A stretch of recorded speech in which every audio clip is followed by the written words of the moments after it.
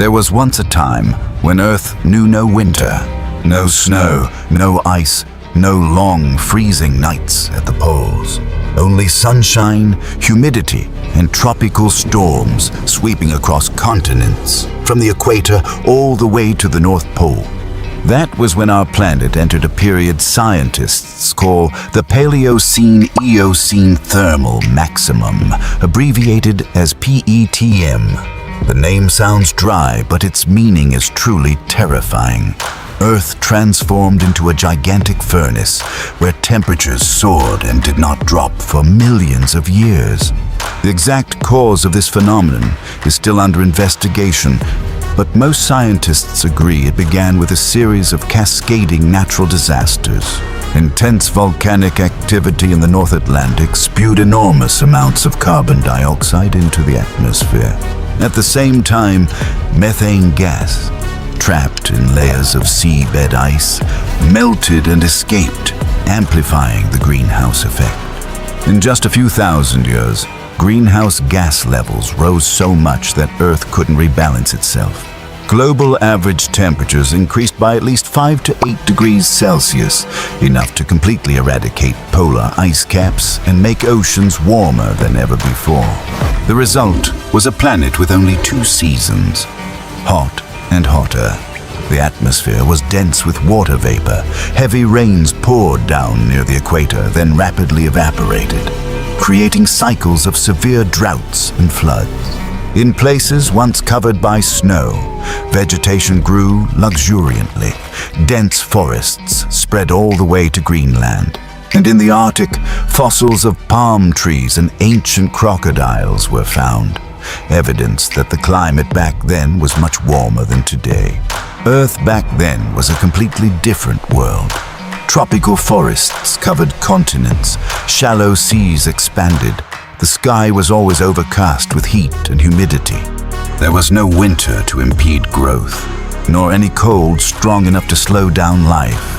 All organisms had to adapt to a hot, humid, and suffocating environment that lasted for millions of years consecutively.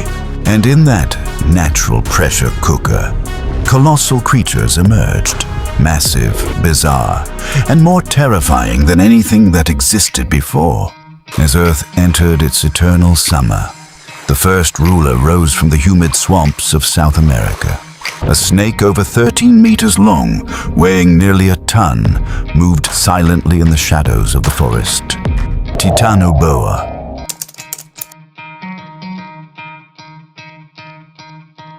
What made Earth hot enough to give birth to colossal creatures like Titanoboa? The answer lies deep in geological history, in a series of events that began over 56 million years ago. At that time, continental plates were still shifting.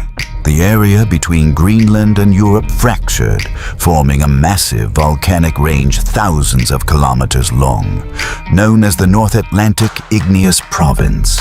As lava flows burst from underground, they spewed enormous amounts of carbon dioxide into the air. During this phase alone, an estimated trillions of tons of carbon dioxide were released, equivalent to human emissions over tens of millions of years. But that was just the beginning. As the climate gradually warmed, the permafrost at the ocean floor began to disintegrate. Inside these ice layers were packed with methane hydrate, methane compounds compressed under high pressure. As the ice melted, methane escaped, and the greenhouse effect spiraled out of control.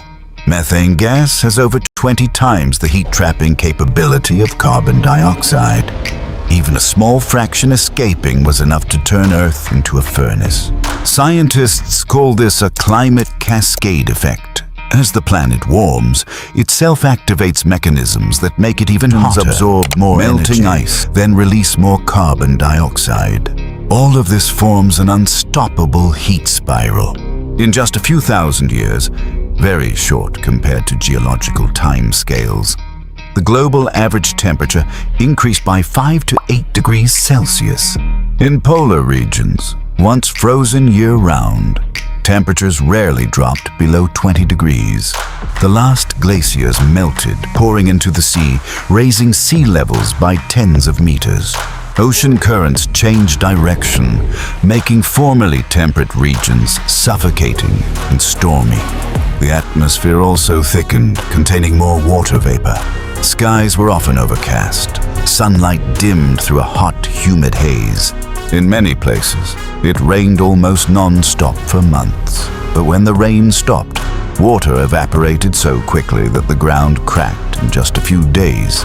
For living creatures, this was a period of harsh challenges. Species that survived the late Cretaceous mass extinction had to continue adapting. Cold-blooded creatures like snakes, crocodiles, and lizards had an advantage because they thrived in warm environments. Meanwhile, many ancient mammals were forced to retreat to live by rivers or adapt to nocturnal life to avoid the daytime heat. Earth entered an entirely new era, not only hot, but also humid, dense, and heavy. Water vapor in the air was so dense that every breath felt like inhaling fire. But it was in this harsh environment that nature began its new experiment, creating colossal creatures never seen since the disappearance of the dinosaurs. From the dense swamps of South America, Titanoboa snakes emerged, over 13 meters long, as thick as a tree trunk. Beneath the murky water, giant crocodiles slithered, stalking prey. Far offshore, warm oceans gave birth to the first marine mammals comparable in size to modern whales. The world grew hotter, fiercer, and life also became more intense to survive in it. The eternal summer had truly begun.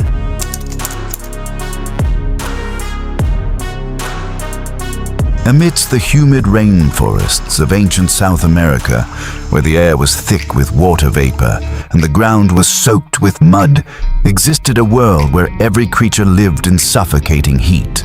There were no cold seasons to curb growth and no time for rest. Here, everything was immense, robust, and fierce.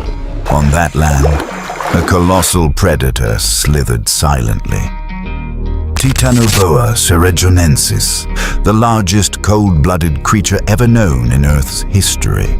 Titanoboa was first discovered in 2009 in coal mines in Cerrejón, Colombia, an area that was once a gigantic tropical swamp. Based on fossilized vertebrae, paleontologists estimated it to be about 13 meters long, weighing over 1 ton, twice the size of today's largest anaconda. Unlike modern snakes, Titanoboa not only hunted on land, but was also an excellent swimmer. Its heavy body allowed it to easily dive deep into the water, stalking prey from below. Upon detecting its prey, it lunged, coiled tightly and constricted until the bones shattered, then swallowed the entire prey in just a few hours. Titanoboa's favorite prey was the ancient crocodile Cerrejonisuchus, more than 2 meters long. But adult giant snakes even dared to attack larger crocodiles, relatives of Purosaurus, which could be over 10 meters long. During a period when the jungle's average temperature reached 30 Celsius, cold-blooded species like Titanoboa and ancient crocodiles benefited significantly. Their bodies maintained energy efficiently, metabolized quickly, and grew without limits. Thus, the eternal summer created giant monsters dominating both jungles and rivers. That scene was anything but peaceful. As Titanoboa slithered through the swamp, the water's surface rippled, and birds in the trees flew up in fright. On the other side of the bank, a giant crocodile lay motionless, as if resting.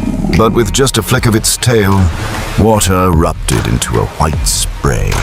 The two predators met, and the ancient world shook in a primal struggle between the two giant reptiles. No one knows how the actual battle unfolded. No fossils remain to record it, but based on its estimated size and constriction force, Titanoboa could have overwhelmed its opponent. It could generate a pressure of over 400 kilograms per square centimeter, enough to crush the skull of a modern crocodile in mere seconds. not just titanoboa and crocodiles. In the same ecosystem, a host of other giant creatures also thrived. Turtles weighing over 300 kilograms. Cat ecosystem, a host of other giant creatures also thrived.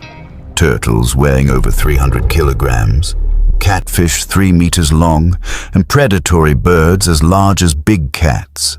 All coexisted in a humid world where life seemed a frenzy with an abundance of solar energy. But the heat was also a double-edged sword. In this eternal summer, the competition for survival became fiercer than ever. Every animal had to eat more, grow faster, to avoid being swallowed by others. And the more powerfully they evolved, the more dependent they became on the warm climate, which wouldn't last forever.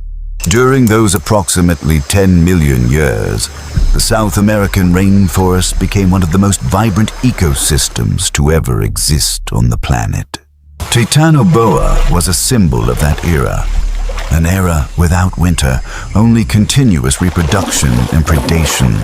But while the steamy jungle teemed with cold-blooded monsters, elsewhere on the planet, smaller creatures, mammals, were quietly finding ways to adapt. Beneath dense canopies in the sweltering darkness, a new era of life was preparing to begin.